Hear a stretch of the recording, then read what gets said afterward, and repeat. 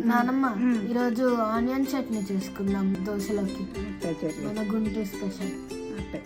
మరి ఎట్లా చేయాలో ఒకసారి చూపిస్తావా? ఆనియన్ చట్నీ ఎలా చేయాలంటే ఈరోజు గుంటూరు స్పెషల్ చెప్తాను. కారం చెర్రీ రోట్లో వేసి దంచుకుంటే బాగా టేస్టీగా ఉంటుంది. ఒకవేళ రోలు లేకుండా ఉంటే మిక్సీలో కొంచెం కచ్చా పచ్చాగా వేసుకుంటే బాగుంటుంది.